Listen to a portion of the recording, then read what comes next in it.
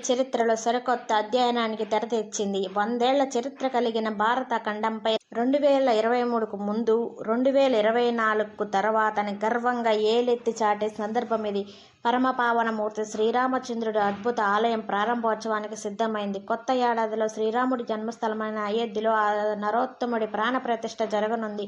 గర్భగుడిలో పాలరాతితో చేసిన బంగారు పోత పూసిన 8 అడుగుల సింహాసనంపై కొలువుతీరనున్నాడు ఆ జగదాభిరాముడు. శ్రీరాముడి పాలనలో ధర్మం 4 పాదాలపై నడిచిందని చెప్తుంటారు. అంతటి మహనీయుడి దివ్యమైన ఆలయ నిర్మాణం ఆయన జన్మస్థలమైన అయోధ్యలో రూపుదిద్దుకుంది. ఈ ప్రపంచంలోనే అత్యంత ప్రత్యేకమైన శైలితో చిరకాలం గుర్తుండిపోయేలా ఈ ఆలయం నిర్మాణం చేపట్టారు. ఉత్తరప్రదేశ్ రాష్ట్రం ఫైజాబాద్ జిల్లాలోని అయోధ్యలో నిర్మితమైంది ఈ ఆలయం. జనవరి 22న ప్రాణ ప్రతిష్ఠ. అయోధ్య శ్రీరాముడి మందిర ప్రారంభోత్సవానికి ముహూర్తం ఖరారయ్యింది. జనవరి 22న గర్భగుడిలో శ్రీరాముడి విగ్రహాన్ని ప్రతిష్ఠించనున్నారు.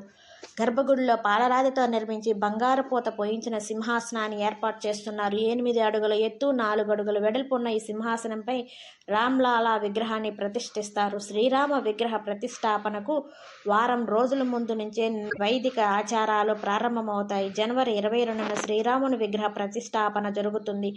ఆ రోజున మధ్యాహ్నం 12:29 అయోధ్య రాముడి ప్రాణప్రతిష్ఠ నిర్వహిస్తారు. అనంతరం గర్భగుడి వద్ద శ్రీరామ పట్టాభిషేకం జరుపుతారు. ఆ తర్వాత 48 రోజుల పాటు ఆలయంలో మండల పూజలు నిర్వహిస్తారు.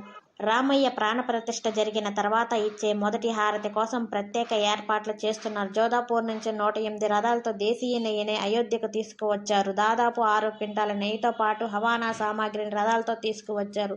ఈ నెయ్యితోనే రామయ్యకు తొలి హారతి ఇస్తారు. అయోధ్య రామ ప్రాణ మహత్కార్యానికి శంకరాచార్యులందరితో పాటు మహామండలేశ్వరులు, సిక్కు, బౌద్ధ ఆధ్యాత్మిక గురువులు, దాదాపు 4000 మంది సాధువులు హాజరు కానున్నారు. ప్రధాని మోదీతో పాటు వివిధ రంగాలకు చెందిన 2500 మంది ప్రముఖులు తరలి రానున్నారు. జనవరి 22న ప్రాణప్రతిష్ఠ కార్యక్రమం పూర్తయిన తర్వాత మరుసటి రోజు నుంచి సాధారణ భక్తులు రామయ్యను దర్శనం చేసుకునే అవకాశం ఉంటుంది.